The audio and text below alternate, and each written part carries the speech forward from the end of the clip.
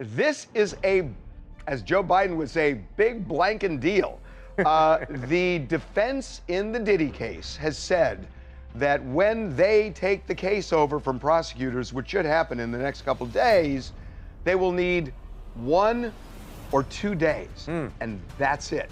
Now that is, in lawyer code, that means a lot. Does that mean what? That you think you're winning your case, or what does that mean? It's not even so much, see, that's an interesting way of putting it. It's not that they're winning the case, it's that maybe they think the prosecution is losing the case. Because it is, remember, the burden's on the prosecution. Prosecution has to win. Sean Combs, known to millions as Diddy, has long been a towering figure in American pop culture, rising from the streets of Harlem to become a billionaire mogul.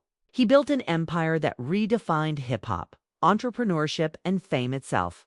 Through Bad Boy Records, he introduced the world to legends like the Notorious B.I.G. and Maze, turning East Coast rap into a global movement. But Diddy wasn't just about music. He launched clothing lines, luxury vodka brands, reality TV shows, and even political campaigns like Vote or Die. He seemed to have a Midas touch. Everything he touched turned into gold. He was more than a star. He was a symbol of hustle, wealth, and black excellence. He walked red carpets with presidents, hosted lavish yacht parties with billionaires, and appeared on magazine covers as the face of success. For years, the media portrayed him as untouchable, a man who had overcome adversity to claim the American dream. But beneath the glossy surface, darker story may have been unfolding. According to prosecutors, that empire was also a shield, one that allegedly hid years of exploitation, coercion, and criminal activity. They say Diddy didn't just build his success on talent, but on power, intimidation, and fear. Victims have come forward with chilling stories of abuse. Some allege they were lured in with promises of fame, only to be trapped in a web of manipulation, drugs, and silence. Court documents describe how contracts and NDAs were used, not for business, but for control. Witnesses claim that behind the luxury, there was violence. Behind the fame, there was trauma. Now, with the walls closing in, the world is being forced to re-examine a man it once idolized. This trial isn't just about what Diddy allegedly did, it's about what society allowed him to get away with for so long. How many people saw the signs but stayed quiet? How many red flags were ignored? Perhaps most haunting of all, how deep does this really go? In March 2025, the illusion of control surrounding Sean Diddy Combs began to unravel. In a coordinated and high-stakes operation, federal agents from Homeland Security, the DEA, and the FBI simultaneously raided multiple properties linked to the music mogul. These weren't routine searches, they were meticulously planned. Based on sealed indictments and months of covert surveillance, the public first heard about the arrest of Brendan Palcom's personal assistant accused of managing drugs, shipments, and facilitating private parties. But what investigators discovered went far beyond anyone's expectations. Inside vaults and hidden rooms, agents recovered encrypted smartphones, burner phones, and hard drives, some with multiple terabytes of data.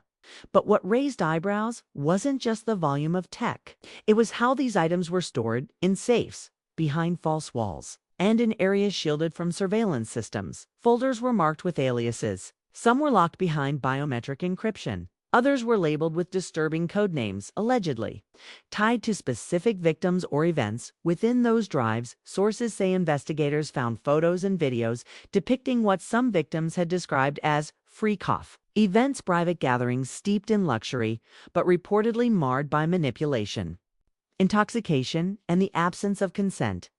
Testimonies allege these events were more than just wild parties. They were organized, recorded, and in some cases, weaponized meant to control or blackmail participants. Even more alarming was the recovery of high-powered, military-grade firearms, some unregistered, others improperly stored near children's living quarters. One agent described the scene as a luxury fortress with a dark underbelly. Federal forensic teams are now combing through every device, image, and message, searching for evidence of trafficking, coercion, or organized criminal activity. The digital breadcrumbs could implicate not just Combs, but a wider circle of enablers. Experts say this kind of evidence is rare visual, traceable, and damning. This isn't just about bad behavior, it could be the foundation of a conspiracy. Indictment. And the biggest question now? How many more secrets are locked inside those hard drives? In a move that shocked many legal observers, federal prosecutors have invoked the RICO Act the racketeer, influenced and corrupt. Organizations act against Sean Diddy Combs. It's the same law once used to dismantle mafia families, drug syndicates, and organized crime empires. But now, it's being aimed squarely at a music mogul, once seen as untouchable. This isn't about proving one isolated incident. Under RICO, the government must show a pattern of criminal behavior carried out through an enterprise, in this case, allegedly Diddy's business's staff and brand. Prosecutors claim Combs didn't just commit crimes, engineered a system. They say he built a network of insiders, assistants who facilitated trafficking, bodyguards who enforced silence, accountants who laundered money, and artists who were both victims and pawns. Bad Boy Records, the fashion labels, the entertainment. Ventures each is being scrutinized not just as business entities, but as potential fronts for illegal activity. Court filings suggest a coordinated operation that spanned years, possibly decades, trafficking women across state lines, arranging hush payments, threatening whistleblowers, and destroying evidence. By tying these crimes together under RICO, the prosecution avoids having to prove each act beyond a reasonable doubt. Instead, they aim to show the bigger picture, a criminal enterprise hidden in plain sight. This strategy is aggressive and risky. RICO cases are notoriously complex. Juries can get lost in the legal maze if the narrative isn't clear. But when done right, they pack a devastating punch. Conviction under RICO can bring decades behind bars, asset forfeiture, a complete dismantling of an empire. Legal analysts say the government is playing for legacy, not just justice. A win here could set a precedent for holding powerful figures accountable, even in entertainment. Still, some critics warn that stretching RICO into celebrity culture may blur the line between bad conduct and organized crime. For now, one thing is clear. The prosecution isn't just targeting Sean Combs, the man they're coming after. Sean Combs, the institution. Just days before presenting their case, Sean Diddy Combs' defense team made a startling pivot. What was expected to be a detailed, 2-week defense presentation was abruptly condensed into just 2 days. The sudden shift sent ripples through the courtroom and speculation into overdrive. Why the change? Some legal experts suggest the defense may believe the prosecution failed to meet the burden of proof. If the government's case is riddled with weak links or overreach, then a minimalist defense could be a strategic masterstroke, forcing the jury to focus on the holes rather than the hype. Another theory: the defense may be relying on strategic silence instead of crowding the narrative with denials and witnesses. They're choosing precision, surgically dismantling the prosecution's claims through cross-examinations, quietly planting seeds of doubt and then stepping back. They've zeroed in on inconsistencies in witness testimony, challenged timelines, and questioned the credibility of key accusers. By poking holes instead of creating new stories, they may be betting that less is more. But this approach is not without risk. In high-profile cases, perception often rivals evidence. A short defense could come off as arrogance, suggesting Diddy believes the jury is already on his side. Or worse, it may appear he has no real defense at all. Yet 2 seasoned attorneys. It might signal supreme confidence. Says, we don't need to shout, we just need to show doubt. Inside the courtroom, the defense has leaned into body language and tone, painting the prosecution as overzealous, emotional, even reckless. Their goal is to reframe the case, not as a criminal enterprise, but as a media-fueled witch hunt. Still, jurors are human. They may be waiting for answers for explanations of the encrypted devices, the videos, the alleged coercion. The absence of clear rebuttals could work against the defense.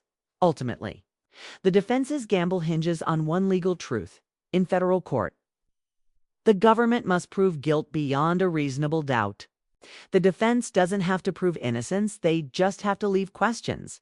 If they succeed, Diddy walks free. If not, the silence they counted on could echo in the jury's verdict. The trial reached a turning point when the prosecution began calling witnesses, each one peeling back the carefully curated image of Sean Diddy Combs. These weren't just nameless accusers. They were former employees, ex-partners, and inner circle insiders. And their stories told under oath shocked the courtroom. One former bidet described late-night deliveries not of music or money, but of young women flown in for so-called events. He claimed those who resisted were blacklisted or worse, intimidated into silence. Another witness, a former assistant, testified to managing burner phones, deleting footage, and issuing NDAs with chilling regularity. She claimed she was instructed to ensure that no one ever talks. Then came the most devastating testimony, yet a woman identified only as Jane Doe 3. Her voice trembled as she described being lured into Combs' world with promises of fame, only to be trapped in a cycle of manipulation, drugging, and coercion. Her account was raw, emotional, and, according to one juror, impossible to forget. Defense attorneys tried to discredit her, highlighting inconsistencies, old social media posts, and supposed financial motivations. But the damage was done. Her story reverberated far beyond the courtroom. Other witnesses supported her claims, painting a picture of a culture of silence, compliance, and fear within Combs' empire. They said the music mogul operated with impunities, rounded by enablers who looked the other way. A former sound engineer testified that during a recording session, he walked into a back room and witnessed what he called a private party that turned violent. He was paid to forget it, but never did. Each testimony didn't just add evidence, it added weight. It gave a face, a voice, a human cost to the alleged crimes. And with every new story, the prosecution's narrative grew more cohesive, transforming abstract allegations into a pattern of behavior. Legal analysts now say these testimonies may have changed the trajectory of the case.